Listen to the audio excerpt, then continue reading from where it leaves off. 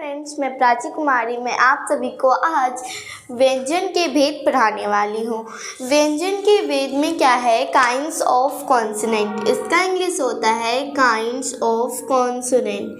ठीक है फ्रेंड्स, तो है व्यंजन। व्यंजन का इंग्लिश क्या होता है? कॉन्सोनेंट।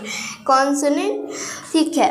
व्यंजन का जो डेफिनेशन है, जिन वर्णों का उच्चारण करने में श्वास वायु रुकावट या घर्षण के साथ मुख से बाहर निकलती है तो उन्हें हम व्यंजन कहते हैं। ठीक है, जैसे कि कोई भी वर्ण है उसका जो उच्चारण करते समय हमारे श्वास वायु जो है रुकावट या घर्षण होता है हमारे मुख के अंदर, और जो घर्षण करके वो जब मुख से बाहर निकलती है तो हम उसे क्या कहते हैं? व्यंजन कहते हैं। अब है व्यंजन के दो आधारों, व्यंजन के भेद दो होते हैं। ठीक है, फर्स्ट है स्पर्श के आधार पर, बेस्ड ऑन म्यूट्स। इसका इंग्लिश क्या होता है? Based on mutes. इस आधार पर व्यंजन के 3 प्रकार हैं। ठीक है, फर्स्ट है स्पर्श व्यंजन, सेकेंड अंतस्थ व्यंजन, ठीक है, थर्ड है ऊष्म व्यंजन। पहले हम लोग जान लेते हैं स्पर्श व्यंजन के बारे में। स्पर्श व्यंजन का इंग्लिश होता है म्यूट कॉन्सोनेंट। क्या होता है? Mute consonant. जिन व्यंजनों का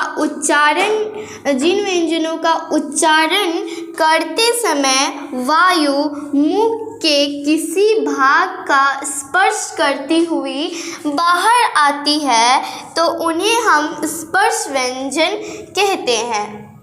ठीक है, स्पर्श व्यंजन ये कहता है म्यूट कॉन्सोनेंट, जिन व्यंजनों का उच्चारण करते समय वायु मुख के किसी भाग का स्पर्श करती हुई मुख से बाहर आती है तो हम उसे स्पर्श व्यंजन या म्यूट कॉन्सोनेंट कहते हैं। ठीक है, इन्हें 5 वर्गों में बांटा गया है।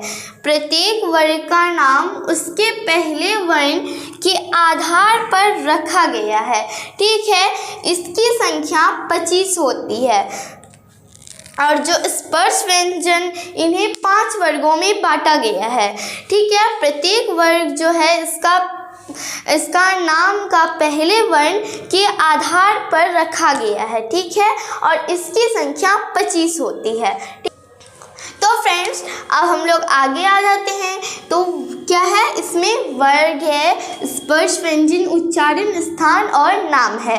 तो पहले हम वर्ग जान लेते हैं। वर्ग और उसका जो स्पर्श व्यंजन क ख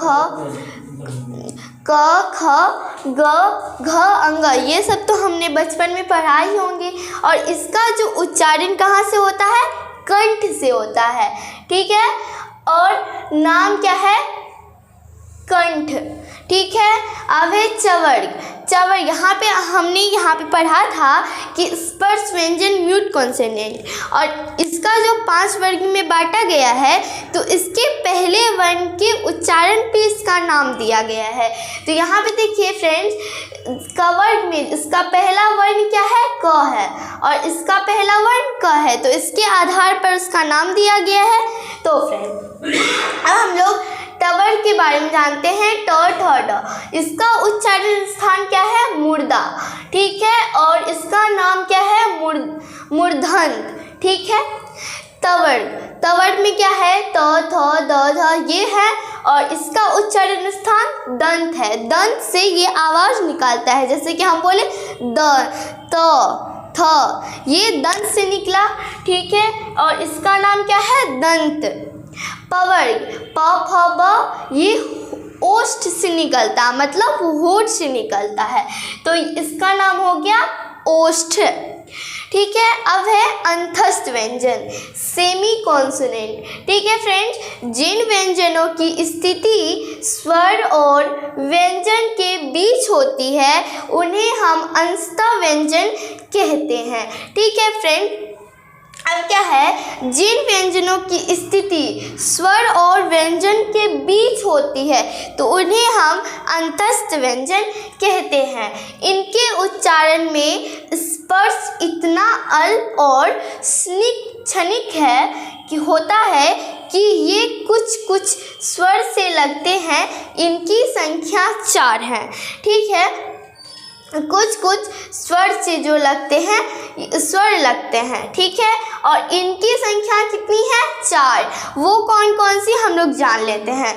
पहला है य, सेकेंड है र, थर्ड है ल और लास्ट में है व। ठीक है, अब है उष्म व्यंजन और ये इसमें य और ल हो गया। अब है उष्म व्यंजन,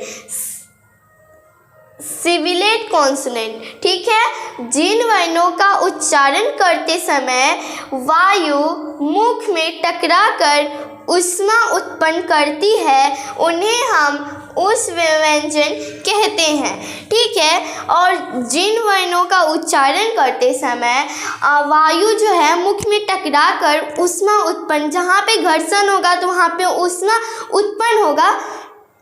तो फ्रेंड्स यहाँ पे हो गया ऊष्मा, तो उन्हें हम उष्म व्यंजन या सिबिलेंट कॉन्सोनेंट कहते हैं। और इनकी संख्या कितनी होती है? 4। फर्स्ट है तालव्य सा, मूर्धन्य सा, दंत सा और ह। तो फ्रेंड्स अब हम लोग आगे और चलते हैं, तो चलिए फ्रेंड्स।